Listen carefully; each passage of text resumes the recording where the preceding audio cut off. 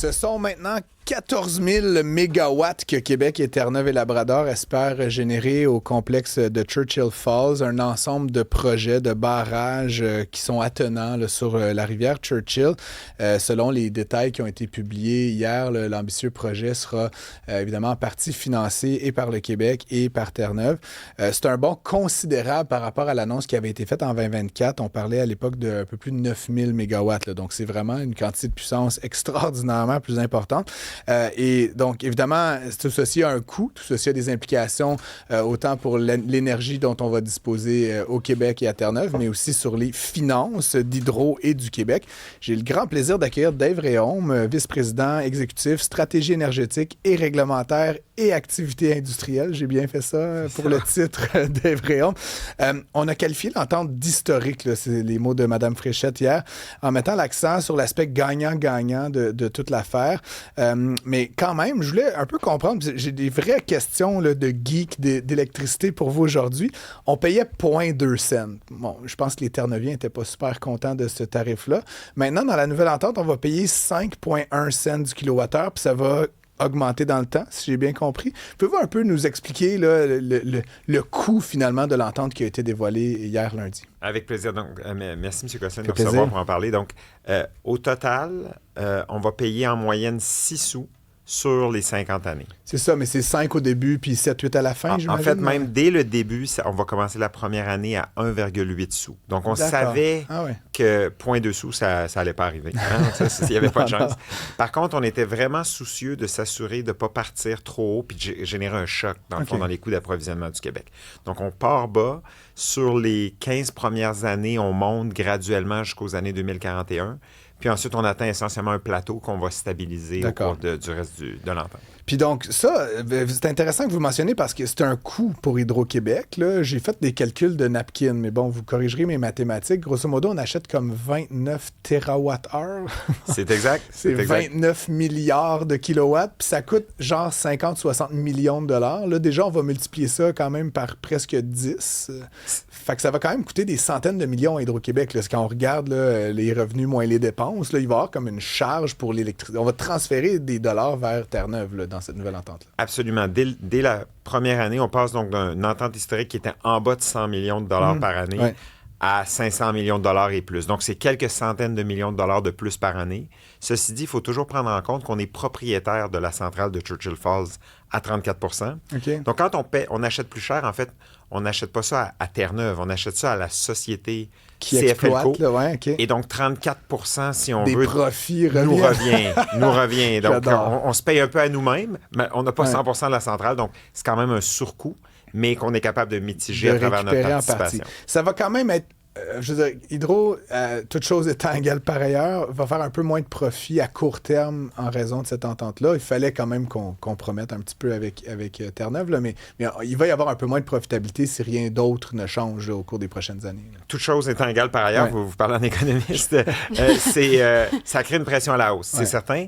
La bonne nouvelle, c'est qu'on pense qu'avec notre plan d'action puis l'augmentation de la valeur des prix qu'on obtient actuellement pour l'énergie, le bénéfice d'Hydro-Québec dans les prochaines années était appelé à augmenter. D'accord. Donc, on est capable de conclure cette entente-là tout en rencontrant les attentes du gouvernement du Québec à l'égard du bénéfice du dividende qu'il faut verser. J'ai eu Éric Girard hier à l'émission, puis bon, j'ai pas eu le temps d'y poser la question, mais c'était quand même un élément, je pense, pour le gouvernement, un questionnement légitime, là, parce que vous faites partie des revenus de l'État de manière assez significative, là, Hydro-Québec. Absolument. Ouais. Dans les dernières années, on est autour des 3 milliards, un peu plus certaines années, de bénéfices, donc qui est consolidé dans le budget du gouvernement du Québec. Donc, le ministre Girard, c'est certain qu'il doit suivre la performance d'Hydro-Québec.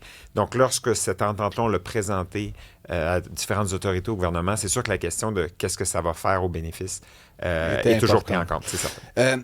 Votre patronne, Mme Bouchard, était à l'antenne de LCN hier avec Paul Larocque. J'ai essayé de chuchoter des questions à l'oreille de Paul. Il n'a pas eu l'occasion de toutes les poser. J'en avais une vraiment, je pense, qui peut intéresser beaucoup de gens. Vous avez, depuis quelques années, là, beaucoup évoqué des investissements massifs qu'il fallait faire pour doubler la puissance, moderniser le réseau et tout ça. J'ai toujours entendu des chiffres entre 180 80 puis 200 milliards, là, j'invente rien. C'est l'ordre de grandeur, oui. Ma question, c'était, bon là, hier, on a parlé de 70 milliards, puis je voulais un peu qu'on dépatouille ça. Là. Il y a 70 milliards pour l'ensemble des projets, 45 milliards qui vont venir du Québec. Est-ce que ça, c'est inclus dans ce que vous aviez déjà annoncé ou c'est comme en plus des projets qui étaient déjà dans vos cartons? C'est des projets de plus qu'on va pouvoir faire. La majorité vont quand même se matérialiser après la période du plan d'action, donc de 2035. Donc, les mises en service vont être plus tard. Donc, je vous dirais que il y a une partie qui va probablement être de la substitution, mais il y a une partie qui va nous permettre de mettre la main sur plus d'énergie. Donc, c'est des investissements supplémentaires. Donc, il faut voir ça comme 200 plus 45, mettons. Là, encore une fois, je fais des chiffrons, là, mais... Oui, mais s'il y a de l'intérêt à avoir... Évidemment, c'est des actifs. Ça va être une société qui va être en co-entreprise. Donc, par exemple, la centrale de Churchill Falls, on a 34 %, puis la centrale de Gull Island, 40 % qu'on va avoir. Ouais. Donc, une grosse partie aussi de l'investissement vient de notre partenaire Terre-Neuve. Donc, c'est l'un des avantages je dirais, il y a une répartition du risque financier à travers différentes entités. On fait un peu geek de finance en Cybelle. Il faut que tu me gardes honnête là, quand je délire comme ça avec des experts. Ceci dit, d'où ça vient cet argent-là? Excellente question. Donc, des marchés financiers. Parce que moi, personnellement, je peux vous donner 100$. Il en manque un peu. Cybelle aussi, sûrement. Ils disent qu'il n'y a pas de petits dollars, donc on va le prendre. Mais non, mais sérieusement, c'est les marchés financiers. Okay. À la fin de la journée, les investisseurs institutionnels, ça pourrait être la caisse de dépôt, les marchés européens, américains, asiatiques, regardent à investir dans des sources de revenus fiables. Puis donc, un actif comme une centrale hydroélectrique, qui va avoir un contrat d'approvisionnement auprès d'Hydro-Québec, entreprise solide qui paye, c'est rassurant. Donc, tu es prêt à financer ça à des bateaux. Et vous avez peut-être vu passer, le gouvernement fédéral, en plus, va offrir une garantie de prêt. Donc là, en plus, il y a le gouvernement canadien qui dit, s'il y a un défaut, nous, on est là. Donc, les marchés voient ça pratiquement comme des obligations gouvernementales.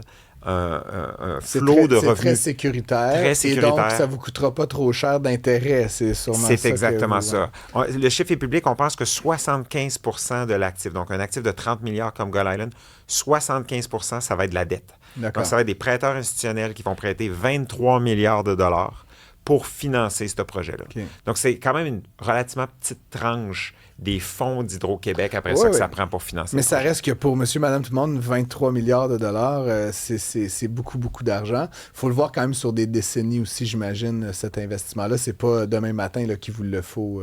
Exact. On va le financer sur la dizaine d'années où on va le bâtir, puis ensuite, on va le rembourser sur les 50, 70, 100 années subséquentes sur lesquelles l'actif va être exploité. Construire des centrales, je n'ai aucune expertise là-dedans. Je ne suis pas ingénieur, mais c'est compliqué. faut harnacher des rivières. Je vous apprends rien des vrais hommes, mais y a-t-il des chances que ça ne se fasse pas, que ça soit beaucoup plus compliqué, que le coût soit le double? Vous voyez ce que je veux dire? Je comprends qu'on veut bien faire. L'expertise d'Hydro-Québec, je ne la remets pas en cause, mais ça reste que chaque projet est un peu unique, là, finalement, quand on construit des barrages puis des centrales comme ça. C'est quoi les facteurs de risque ou les éléments qui vous... D'abord, là, vous avez raison, c'est des centrales hydroélectriques. C'est pas quelque chose qui est du copier-coller d'une à l'autre. Chaque rivière est unique, chaque endroit sur la rivière. Donc, la bonne nouvelle, dans ce cas-ci, par contre, c'est une rivière qu'on connaît. Évidemment, c'est sur la rivière Churchill. On connaît la rivière. Il y a des années de travail en matière d'ingénierie à documenter et il nous en reste encore beaucoup à faire. Quand tu te lances dans ce genre de projet-là, tu as des années et honnêtement des dizaines de millions de dollars d'ingénierie pour bien être certain que tu sais dans quoi tu t'avances. Puis ça demeure une technologie assez mature, dans le sens que les turbines, on les connaît. Si on compare l'historique des projets, bien qu'il peut y avoir des enjeux, il y en a qui ont eu des gros échecs. C'est pas comme des années 60, là, où on y allait un peu... Exact. Les normes sont très élevées, puis si tu regardes le succès de ces projets-là comparé à des projets nucléaires, par exemple, qui ont vécu des explosions de cours au cours des dernières décennies, c'est une technologie qu'on maîtrise, qui est mature. Donc, c'est du génie civil, donc en matière de s'assurer que l'eau s'en va à la bonne place, puis ensuite des technologies de grands fournisseurs pour les turbines. Il y a un auditeur qui nous demande, l'entente est d'une durée de 50 ans. Vous avez expliqué un peu comment vont fonctionner les tarifs. Qu'est-ce qui arrive à la 51e année? Bien, un peu la même chose que ce qui arrive là, c'est-à-dire le vieille entente, elle arrive à échéance 15 ans avant. Autant comme propriétaire de l'actif, tu veux savoir, j'ai-tu un client à la fin de mon contrat? Puis comme utilisateur, nous, le Québec, on va se dire, on peut-tu compter sur cette énergie-là? Donc, il y a une gouvernance en place. Les actionnaires de cette compagnie-là, dont nous faisons partie, ont intérêt à vouloir renouveler à l'avance. Nous, comme clients, le marché a intérêt à vouloir avoir de la prévisibilité. Donc, dans les années qui vont précéder, il va y avoir des discussions commerciales comme on vient de vivre pour se dire, hey, on repart-tu pour un autre 50 ans? Comment le prix a évolué? Ce sera à revoir à ce moment-là. À revoir à ce moment-là. La contrepartie de ça, puis vous avez un peu répondu, mais bon, certains ont critiqué le fait que ça semblait avoir été fait de manière un peu pressée. Il y a une échéance électorale. Bon, je ne veux pas vous embarquer dans le dossier politique, mais quand même, est-ce que ce sentiment-là, que ça a été négocié trop vite ou en fait rapidement pour faire plaisir à Christine Fréchette, là, pour le dire comme ça, est légitime? Est-ce que c'est une impression qui est légitime? Bien, je vous dirais que les gens qui sont impliqués là-dedans diraient ça fait 3 ans qu'on travaille semaine. Les gens chez Hydro-Québec. Exact. Donc, l'entente de principe qui avait été faite à la fin de l'année 2024, initialement, on pensait que tout serait complété pour le début du printemps 2026. Puis finalement, ça a pris plus de mois. Donc, c'est certainement pas quelque chose qui s'est fait très vite de notre point de vue. C'est-à-dire que c'est un travail de fond. Puis lorsqu'on arrive à avoir les conditions gagnantes pour finaliser, on finalise à ce moment-là. Là. Je vous dirais que le calendrier politique, on ne le suit pas de cette façon-là. Mais je veux dire, je sais qu'on est en onde, là, mais craignez-vous pas que le 6 octobre, il faut comme un peu recommencer à nouveau, comme les Terre-Neuviens l'ont imposé de leur côté? Est-ce que vous craignez pas qu'on doive repartir la négociation pour une 3e fois? Pour moi, c'est pas une préoccupation. On est convaincu que ce deal-là, il est tellement positif pour le Québec. Écoutez, on se sécurise comment on va s'approvisionner pendant 50 ans. C'est une fraction du prix de nos alternatives. Puis surtout, quelque chose, je trouve qu'on ne parle pas assez, le Québec est l'un des rares endroits où on maîtrise le prix de notre électricité. Si vous faites votre énergie avec du pétrole, du gaz, puis là, il y a le détroit d'Ormuz qui saute. Ça fluctue. Ça fluctue. Ouais. Donc, je ne sais pas qui va penser que ce n'est pas positif pour le Québec. Donc, on est confiant. On va travailler avec les partis qui seront là à ce moment-là. Mais on est confiant que c'est le bon deal pour le Québec. Cybèle Olivier est avec moi en studio. Cybèle? Oui, bien en fait, vous avez presque répondu à ma question. Là. C'était par rapport au prochain parti. Fait que je te remercie, Francis. J'allais au même endroit que toi. Place, je termine en vous posant la question parce que quelqu'un qui connaît bien ces dossiers-là de construction, etc., me disait, Hydro-Québec, on est rendu super bon quand on veut lancer une nouvelle centrale, un projet éolien. On appelle tout de suite les Autochtones. On dit, guys, on veut faire ça là. Qu'est-ce que vous en pensez? Il me disait, les Terre-Neuviens sont moins bons à faire ça. Bon, c'est son opinion, mais là, il y a quand même la question centrale de toute cette ambition Québec-Terre-Neuve qui est les Inuits, les territoires sur lesquels ça va avoir lieu, les lignes de transmission. Comment est-ce que vous voyez la négociation avec eux? Est-ce que ça va rajouter des milliards de dollars de coûts aux 70 milliards qui ont été annoncés? Non, c'est-à-dire qu'on a déjà une entente avec la communauté Innu du Labrador, donc qui avait déjà fait cette entente-là. Donc, on a un environnement où la communauté connaît le projet a déjà ses permis et c'est Hydro-Québec qui va être maître d'œuvre du projet, même si ça se réalise là-bas. Donc, toute l'expertise puis le savoir-faire d'Hydro-Québec accumulé à travers les années va être au profit de ce projet-là. Puis c'est un environnement qu'on connaît quand même bien. Donc, vous n'anticipez pas de blocage, parce que ça a un peu été évoqué hier là, que les Inuits pourraient jouer un peu au difficile, puis faire valoir que certaines composantes de ce projet-là, du moins, ils veulent peut-être avoir le droit de citer, être impliqués, être compensés davantage. Donc, il y a déjà des compensations qui sont prévues, qui sont connues d'avance. Donc, dans le prix qu'on calcule que ça va coûter, il faut compter la compensation. Puis, c'est des projets qui sont majeurs. La réalité, c'est que communauté autochtone ou non autochtone, ça a des impacts sur le milieu autour, puis il faut travailler en collaboration avec les milieux.